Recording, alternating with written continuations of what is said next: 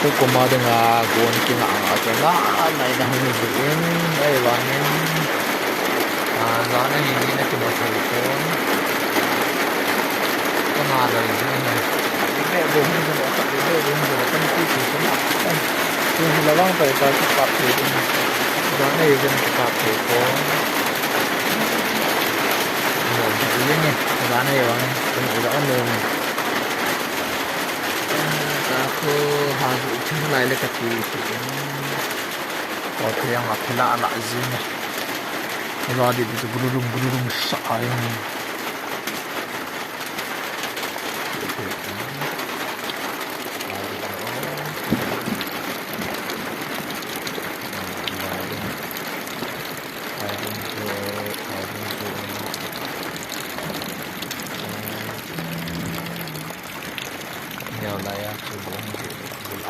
jong ini ya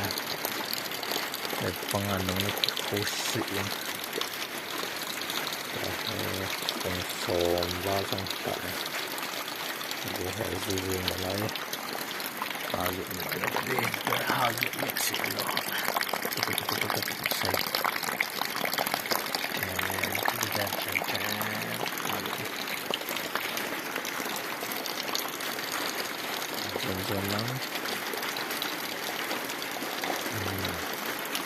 Number 2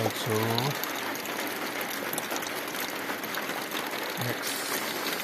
episode so ahung jing Sunday on Saturday jing syuting kita pun in syuting kita pun ada jing tak lang leh chậm lọt pe đi nó ngã sang ok banting le có món này seven năm và này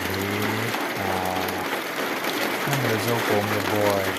thì người boy nó thật yêu hiệp ra là cái những con các bạn bạn nhiều bạn của họ ở đây tiếng mua này thì là cái phần các bạn mình dê bằng cái pe những gì các con quay ra